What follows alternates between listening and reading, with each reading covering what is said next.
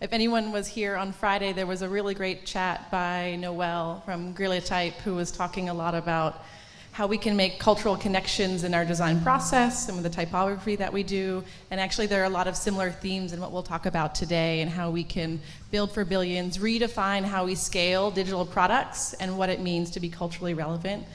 So we'll be all together for the next hour. Hopefully this is useful for everybody. Thanks again. So yeah, I'm Jess. I work as a designer at Google in San Francisco. And I'm really, really happy to be here today with everyone to share some of my experiences and learnings building and designing for people around the world in emerging markets, for people coming online, in many cases for the first time. So I'd like to share some of that. So more than ever, it's important that we think about the scale that we're creating and designing for. And that means being inclusive in the work that we're doing, making sure that it's working for everybody. That includes us as well as people internationally, and we'll talk more about what that means. And the idea of building for everybody and being inclusive in the work that we do is really at the heart of what Google does, and Google's mission statement to build universally at scale and keep it accessible, making sure that the world's information is available to everybody. And this can be a really daunting task. We already have so many things we need to think about in our design and development processes. And it's important that when we think about inclusive approaches to scale our products, it's not something extra, it's a new way of looking at the work that we currently do. So that's going to be the focus of our time. And when we think about scale and building for billions, this is happening very quickly and at an accelerated rate, where people are coming online. And it's predicted by the end of 2017, in just a couple of months, more than 4 billion people are going to be on the internet. About 4.3 according to the latest UN report that came out this summer. It's pretty amazing. And a big part of that is around youth. Youth are really at the forefront of internet and internet adoption. And you can think of that as being the rough age of like 15 to 24-year-old age group. And this access is not limited to our mobile data plans and phones that we have in our pockets. This is also Wi-Fi. However, it is predominantly on our phones, which we'll see a lot about. And people in Asia, in South America, in Africa that are coming online, they all have a lot of things in common, mostly the challenges that they face, which are some challenges that we face too, of course, around devices, mobile first and mobile only. We'll talk about what that means in a couple of minutes. Getting connected to the internet and having that connection be sustained. Accessibility, and we're going to take a more holistic approach of what it means to be accessible in the work that we do as creators, designers, and builders. And of course, localizing content so it's relevant for everybody. So let's put a little bit of this in context. This is happening really quickly, and in the last 15 years, we've seen about 2 billion new people come online. That's a huge increase. That's still pretty abstract, though. So if we think about this in a way that we can understand a little bit better, it's about 7 people every minute in Brazil are connecting to the internet for the first time. It's pretty impressive. And if we look at India, most people there are actually using prepaid data. So I know that's very common in Russia too. We run out of data, we buy more. This is very different than postpaid, where you have predictable data, where you know that there's going to be more when it runs out, and you know that you're going to have more next week or after that pack is over. It's automatically refilling, which makes it a lot more comfortable. It's a lot more relaxing, a lot less anxiety when you're not having to think about, will I have more, when will I get more, how much will I have, and what can I do with it? These are all really important considerations. And we'll look at some examples of what this means coming up. So the other side of this access that really contributes to designing at scale in a meaningful way is Wi-Fi. And looking at India again, not very many people have home Wi-Fi, about 1.6%. It's a very small number. It's actually interesting. So I mentioned I'm a designer in San Francisco, working at Google, and I live in the US. I'm actually from Canada. I'm from a really small part of Eastern Canada in Nova Scotia. This is just like northeast of Boston in Maine, and I'm from a town of 1,200, and my parents still live there, and most of my family still live there. And actually, both of my parents don't have Wi-Fi at home. For rural Canada and rural Nova Scotia, they have satellite Wi-Fi that's provided, so people who cannot get a fixed line or live too far away can get access. And my mom has been on the wait list for over 1.5 years to get this. This is Eastern Canada. This is everybody. We all face these challenges. So we're going to take a look at some examples, some ways that we can think about being more inclusive and scaling our work to be more accessible for a lot of people. So I'm going to ask everyone to have an open mind for the next 45 minutes. And trust me a little bit. So we talked about some of these challenges of everyone coming from different countries and different backgrounds, and how there are similarities and ways we can address that. So the first ones we're going to talk about are mobile first and mobile only. This idea of a very small and concise interaction space we work with on our phone. So it's interesting, as a lot of people here, I'm assuming, are creating or designing in digital space. And the idea of designing mobile first is not new.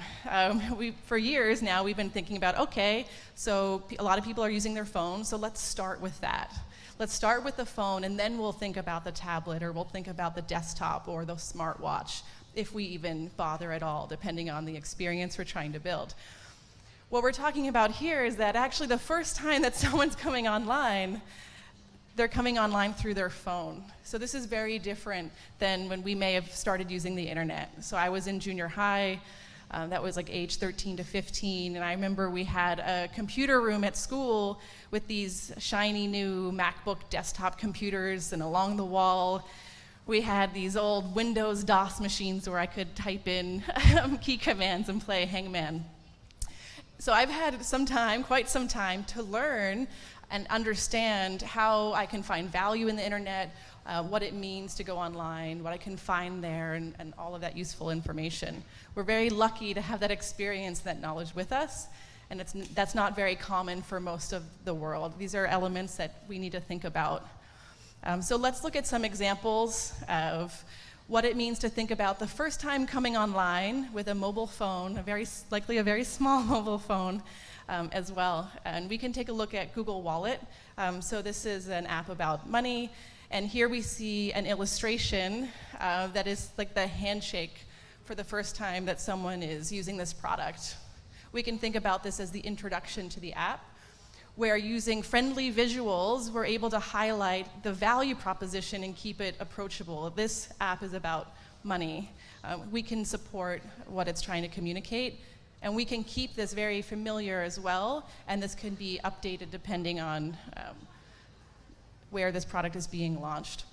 And the first time that someone is using this, they know where they are, they can see that, and they know when they're done. And we can actually make this better, and this will become clear in a few more minutes as we progress in this talk. Another example we can look at is Google Play. So of course this is an app for Android devices where you can download other apps and other content. And it clearly shows various categories with matching icons and text. It makes it really obvious what this product is about. Of course, this isn't the home page. This is a detail, like a click-through. Someone had a tap on something to go to this, but it makes it really obvious, and we can tell them like what's possible in this product. You don't have to go searching for it. We'll bring that to you. We can't assume that people will know. Another example is search. Typing today is still hard on mobile. I know I struggle on a regular basis to write an email to my coworkers or send a message to a friend without autocorrect stepping in to help, whether helping in a good way or helping in a bad way. We've all had that awkward moment where we hit send and we go, oh my God, what just happened? So what can we do to make this more discoverable, make it more clear? We can actually call out different categories, provide access to options, help people understand what they can find, what they can do. They don't have to worry about typing at all. We can actually go a step further and we can bring content to them directly. So of course this is for the states, this is an article about Washington. But the point is that we're bringing that content forward. We're helping them start with something instead of asking them to start on their own. All these little steps make a big difference when we think about the cultural expectations that people have and ways that we can think about guiding users. New users, or people who are experienced as well, of course, can get benefits from this. But overall, people coming online for the first time will really appreciate it. Great. So we just talked about the mobile first, which is one part of the device that we want to think about. The other aspect is this is a mobile only. So today I'm presenting, I have a MacBook here. I work on a MacBook every day as a designer. I'm sure a lot of us do. I have a phone. Where's the phone?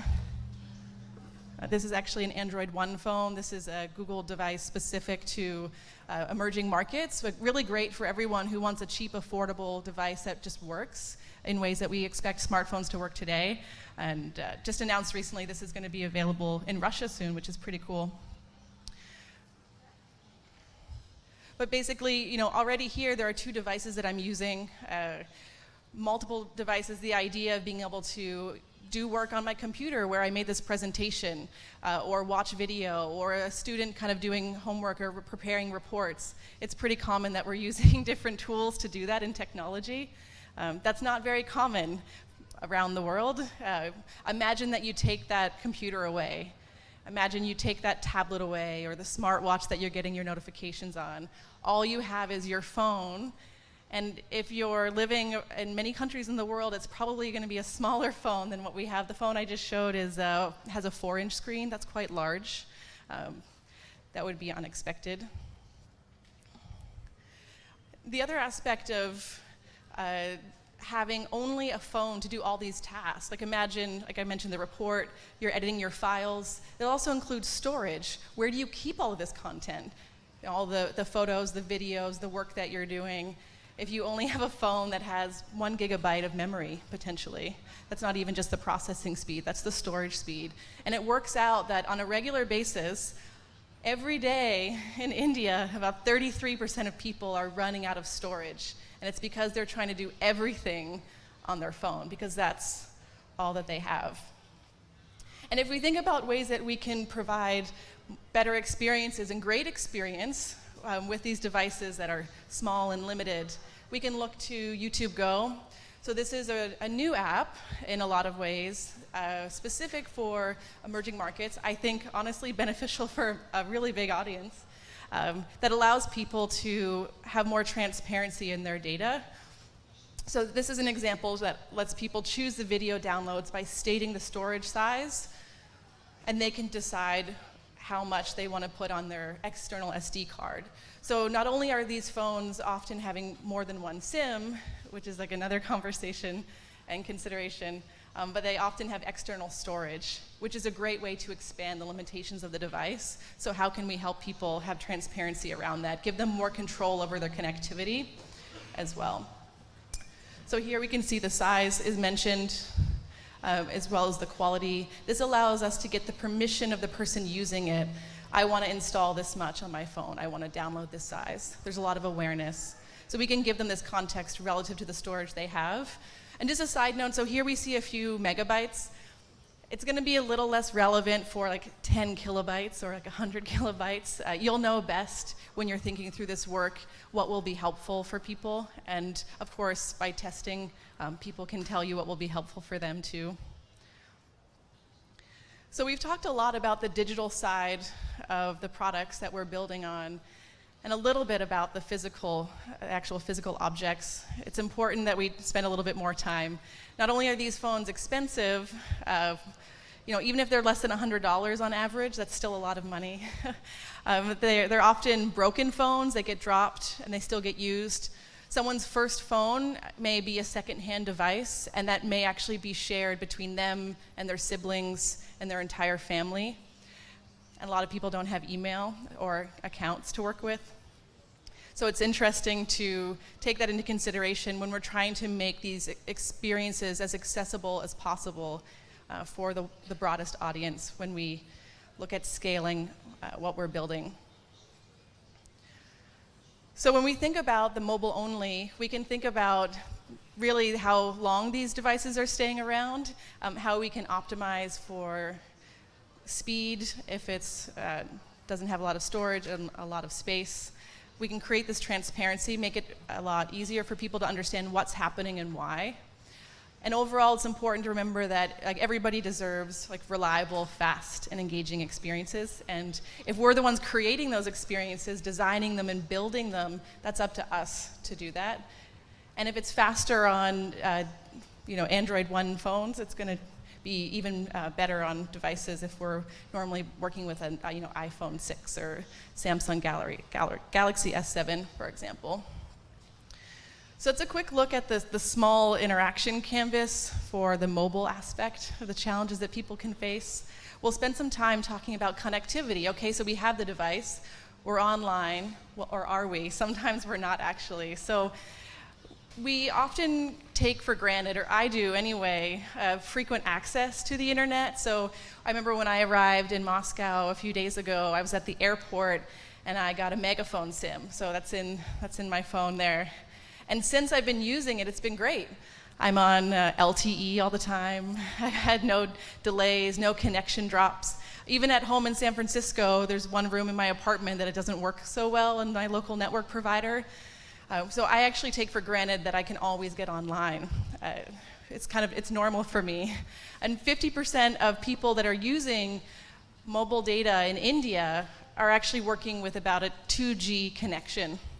So that's 3 times slower than what it averages in America and about twice as slow as it is here in Russia as well.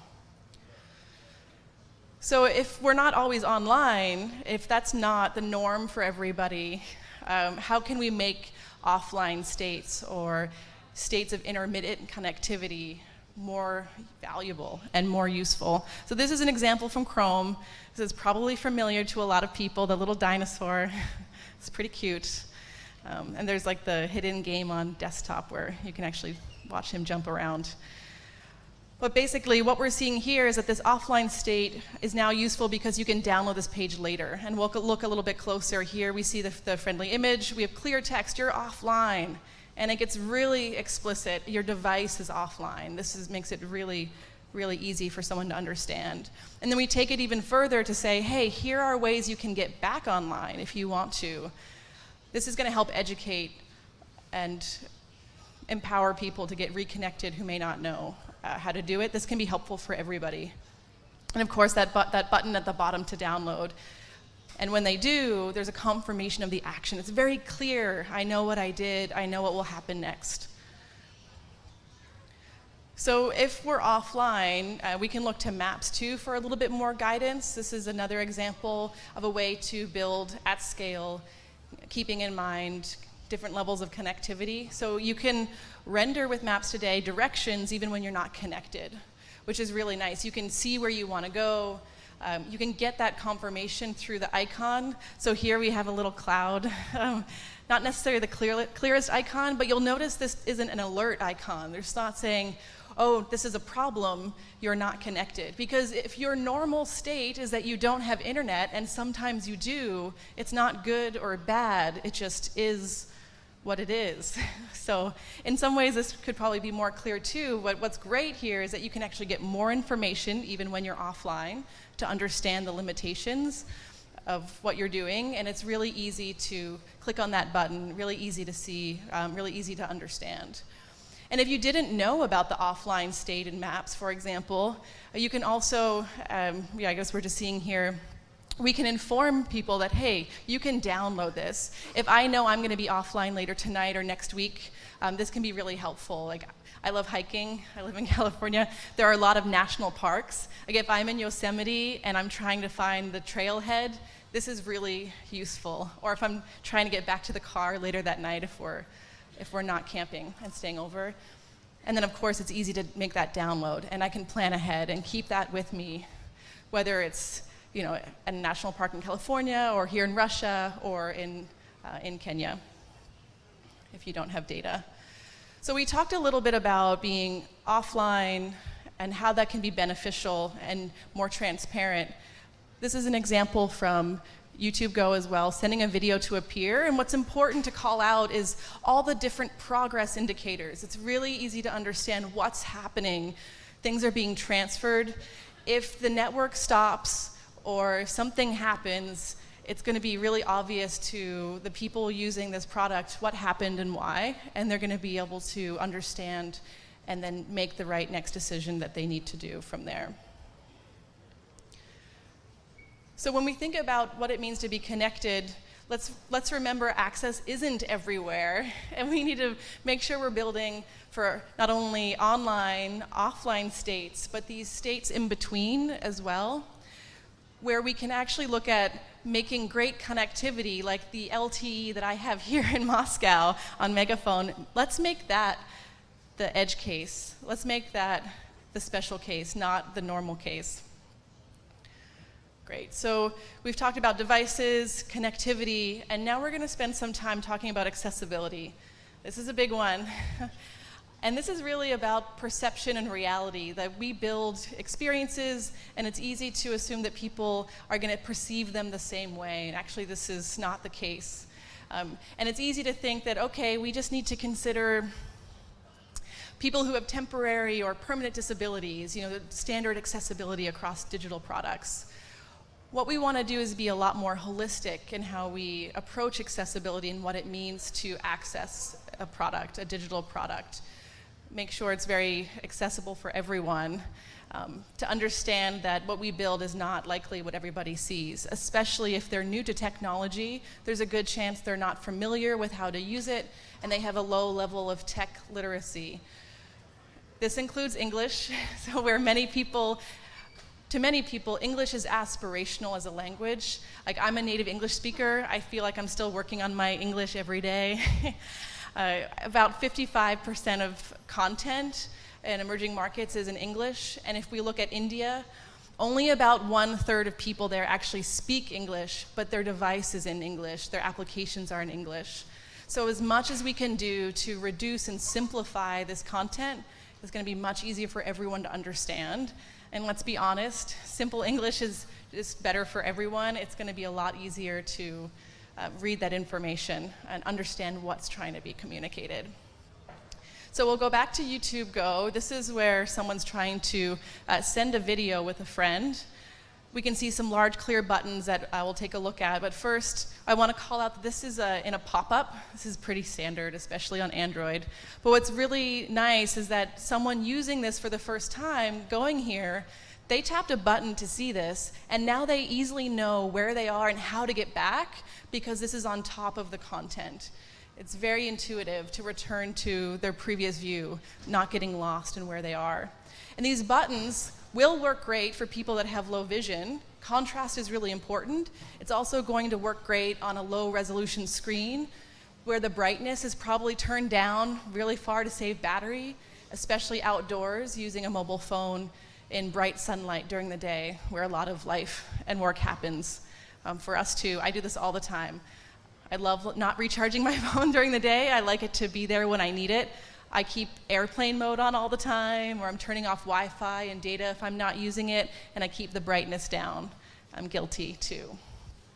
The last element to call out is what's on the button. So we actually have a text and an icon. So this partnership is really valuable, and it's really valuable to help transcend different languages. If the text gets lost in translation or the icon does, together they can help each other out and make a really big difference in how people can access and understand the experiences we're trying to create.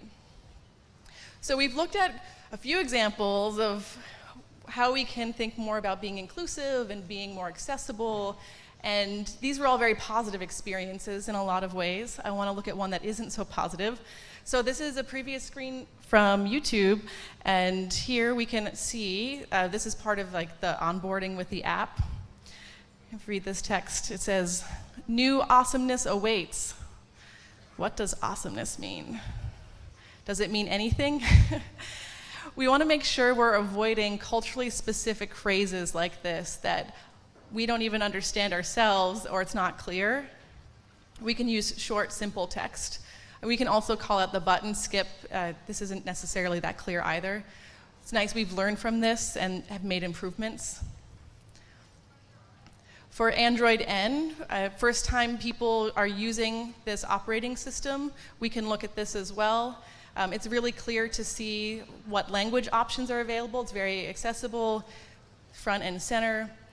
Also, the vision settings are clearly labeled.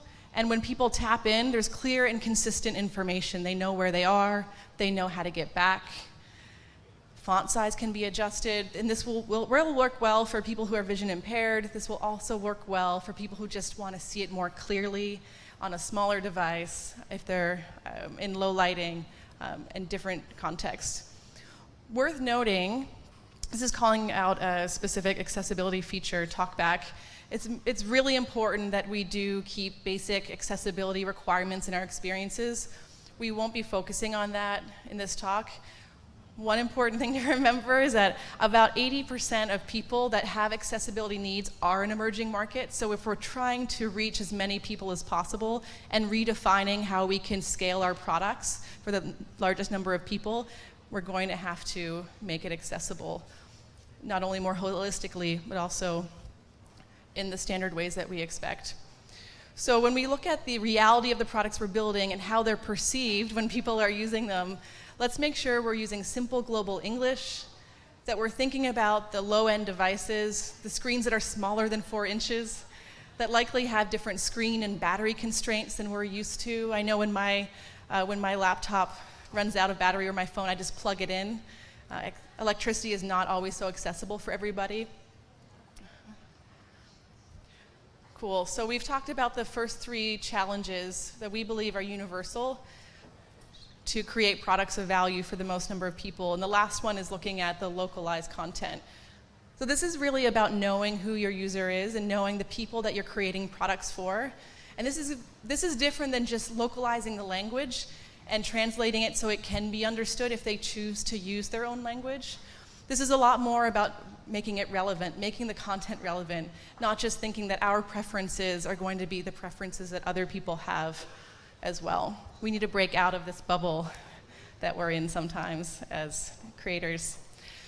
So we can look at Google Allo. This is a chat app, and what we're looking at are stickers, where this team hired a local illustrator in India. Here we can see the attribution to that illustrator, and a description that adds a lot of personality, which is super fun. This is really playful.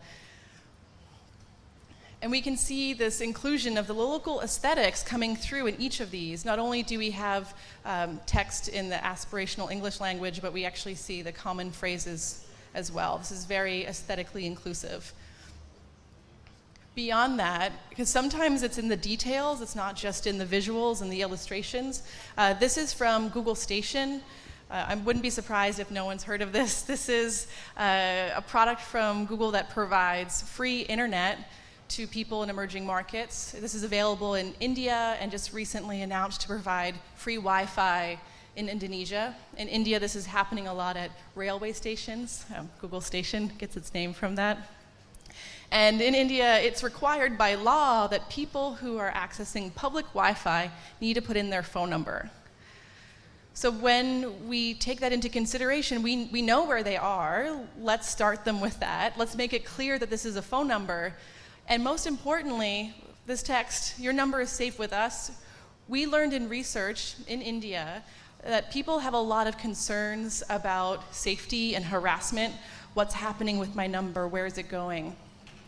So as a response, a direct design response, we take that information, we add it in to give them more confidence and also the opportunity to learn more about this. Go to a help page, ask some questions, see some answers to more information to understand what we're doing with this number and why you should have confidence that it's okay.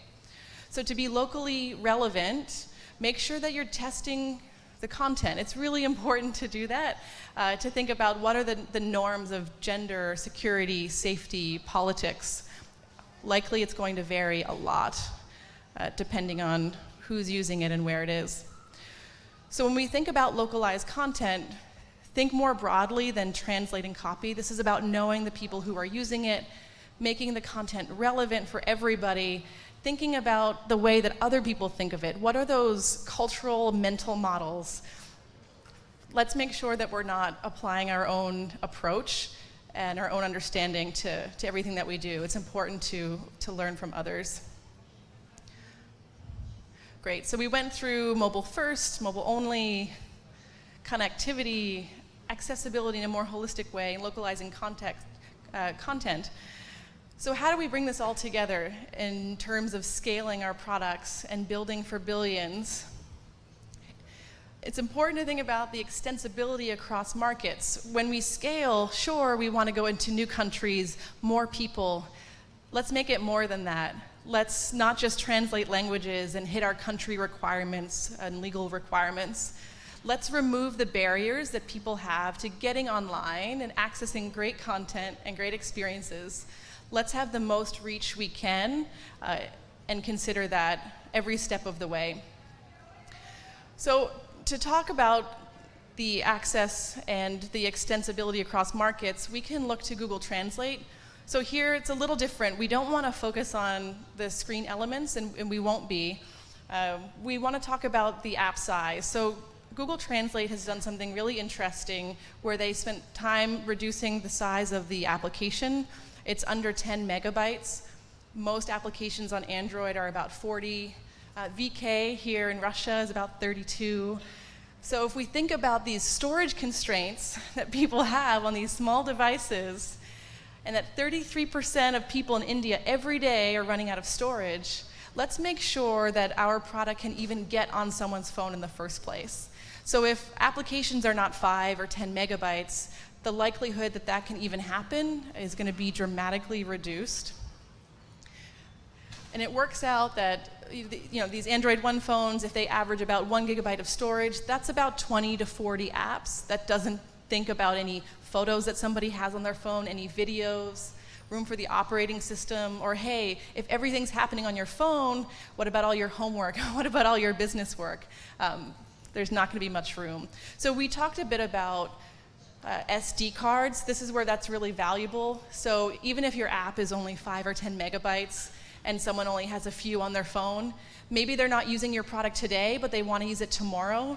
Let's make sure that they can do that, so having that support is super helpful. Be able to put that app onto an SD card.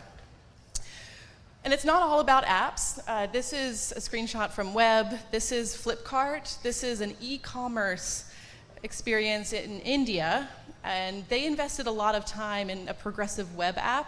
So this allows people to experience their product, test it out before they commit to downloading their app and using it on a regular basis. They get to try it before they buy it.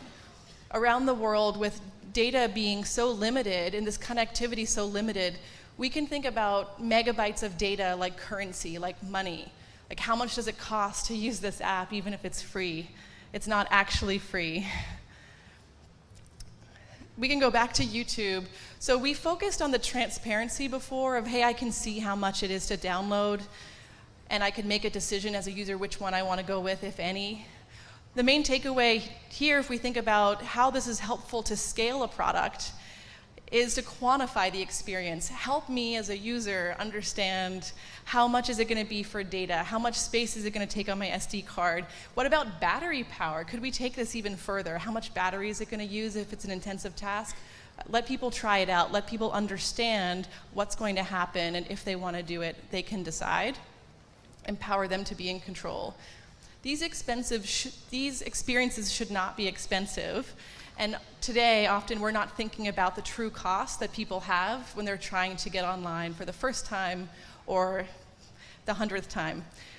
So if we're focusing on scale and making sure that these products can be extensible and approachable across the largest number of markets, let's remove those barriers. Let's give the best reach. Let's think about the app size. How much are people spending? To do that, we can experiment in markets. I would encourage everyone to do that as much as possible. Learn from the people using it and from the market. Let that shape the product too. And you may find, similar to how Maps offline was inspired in these emerging markets, that these states of offline and intermittent connectivity are actually just going to be great for everyone and provide better experiences for most people using it. And this can be a little bit messy to do, but it provides a lot of flexibility. Make sure you're testing the app especially on smaller phones. 4-inch screens are not standard. It's easy to forget that. We can provide the visibility into the app size. That's one small step that's so easy to do and so incredibly helpful. And we mentioned making sure that this app can also be moved to an SD card so people can use it when they need it and remove it when they don't. Great, so we saw the material guidelines. It's a really great resource for anyone who is building on a regular basis. I just want to say thank you for your time as we talked about how we can look at redefining what it means to scale digital products in the global environment that we live in as people are coming online. And I'm really hopeful that my parents will be online soon too at home and getting Wi-Fi. Let's see what happens. Stay tuned. So I'll be around after this for like 15, 20 minutes to answer some questions if anyone has any. So thank you so much. Hopefully this was valuable, and I really appreciate your time. Есть? Отлично. У нас сейчас есть возможность задать вопросы и ответы. Мы будем задавать их на русском. Джесс будет переводчик. To ask them in Russian, and Jess will hear the translation. You can ask questions, time for 5 questions only, and then you can talk offline as well. Итак, поднимайте руку, если у вас вдруг есть вопросы. Вопрос в следующем. Как вы считаете, как изменится дизайн в связи с появлением большого количества How will the design change as we see more and more 360 content, photos, videos appearing more and more, so on and so forth? Great. Yeah, so if I understood correctly, we're asking what do we think will change from an inclusive design extent as we look at more rich content, VR, 360 video. Is that correct?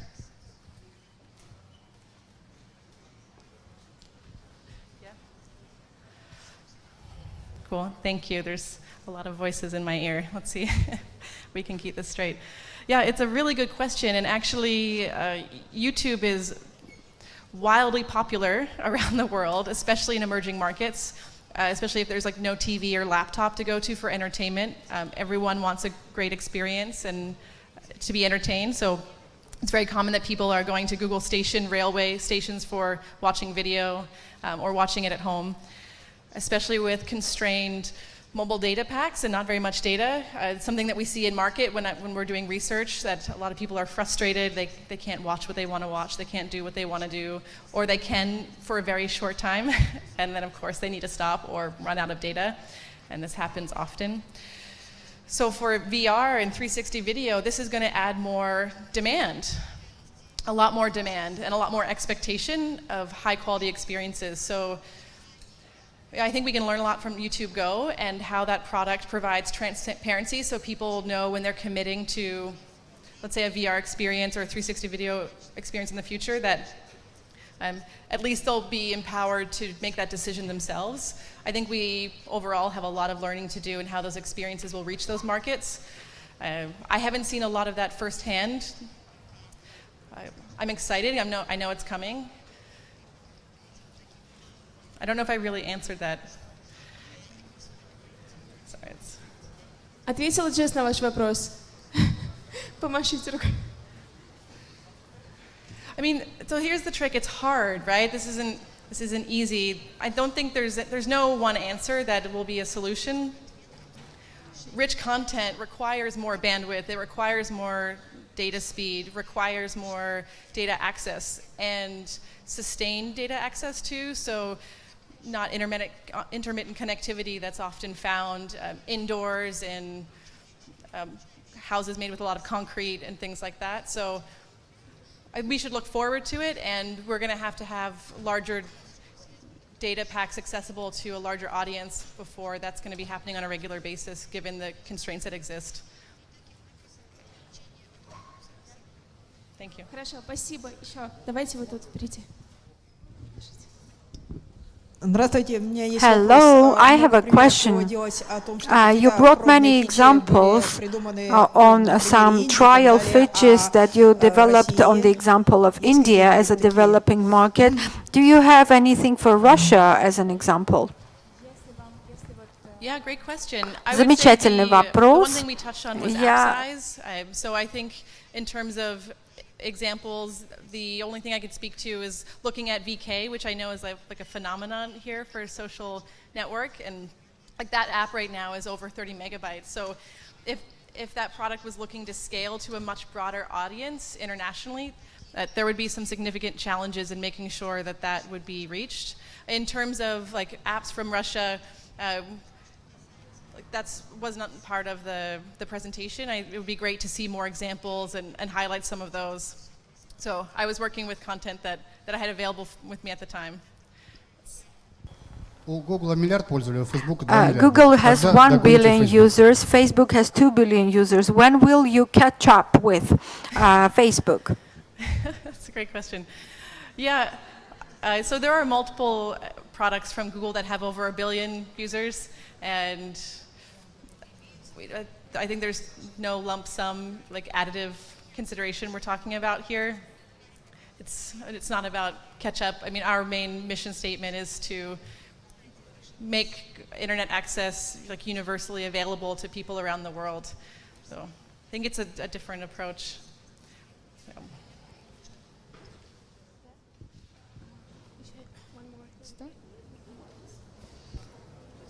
Так, это, вероятно, вы. Yeah, that's a good idea. Давайте вон там еще один, да. Здравствуйте. Hello. I have a question about user registration and user authorization. In spite of the fact that in the world the generations of people have grown who never used the regular mail, still Google and Apple are using the real link of their account to the postal address. Is there any progress in this matter, and do we anticipate any changes in this respect? Yeah, thank you for your question. That's something I can't speak to, and unfortunately, I work on the next billion users team, so that would be like a different conversation with someone else from the company. Okay, давайте вот здесь. Jess, one more question is here. I already, okay, 3 more. Yeah? Okay. Еще 3 вопроса, Jess. Thank you so much for your lecture, Jess. My question is, Google has many products, so how do you decide which products should go on the developing markets or not? How do you prioritize them at all? Such good questions. Очень хорошие вопросы. Going to be outside of the work that I'm doing on a regular basis. So in terms of how Google approaches strategy to decide that what goes in what market, when, and how, that's something that I won't have a good answer for. I don't know the answer to that. What's really nice is we can see a lot of inspiration from emerging markets. So as we saw, Google Maps initially was designed, for emerging markets, problems and challenges we saw in the field, and now is just a great experience for everybody, whether they're on prepaid data and running out every day or not, and running out of storage. So we can look there for inspiration, but in terms of how Google makes those decisions, when and where, that's something I can't speak to. I'd like to know too. Thank you. Yeah. Окей, еще 2. Давайте вот сейчас один вот оттуда и один вот сюда, а потом мы поговорим. So 2 more questions, and then you can talk to Jess offline. Thank you so much for your presentation, Jess. I want to ask you the question about voice search. This is a trend which is really popular in the developing countries because of the low maybe literacy level or convenience. How does this trend change interface, and how will this trend that came from developing markets change the way we use our smartphones? Thank you. Yeah, it's so true. Voice is really starting to take over in a lot of positive ways and becoming a lot more prevalent. I mean, we see that like in Google and iOS all over the place. In terms of how that will further inform, a lot of that we'll have to wait and see, I believe. I mean, already, more work is being done for hands-free interaction. There are many devices that are going, not even on the phone, but in our home environments and in transportation and automotive. It would be great to see that trend continue as much as we can do to make experiences easier and more accessible for everybody, whether or not they're in emerging markets or where we live. Always the better. So I hope there's more of it, and I hope the experiences get better too. I think there's room for improvement in the voice command for anyone who's ever interacted with voice command objects or their phones. I find often they can be a little bit frustrating. It's new technology. Always room for improvement. Let's see what happens. Джесс, спасибо за выступление. Мой вопрос следующий. Вы по большей части говорили в этой презентации You were mostly speaking in your presentation about the specifics of developing markets. What are your insights on the way the content is consumed by the youngest generation, those who are first-time internet users because of their young age? Do you have any insights about that generation? Yeah, really good question. So it was great to see this report come out from the UN recently that's given us more insight that internet adoption is youth-focused, and we know from that report it's about age 15 to 24. So now that we're empowered with this information, we need to learn from that and do more looking ahead. I gave an example of some of the offline maps being helpful for me, like going hiking. Maybe young people are hiking too. I don't have visibility into the experiences where those intermittent states of connectivity or offline are specifically helpful for youth right now. That's not the focus of what I do. My goal is accessible for everybody. However, I do believe that now that we know that it's a lot about youth, we should learn from that and try to make it great for them as well. If they're students or whatever their interests are and their focus are, we should be thinking about that. And we can probably do more to make that better than we are right now. I think it's okay. Yeah? It's okay. Спасибо, что вы пришли. Давайте на этом закончим. All right now, thank you so much for coming. Let's finish.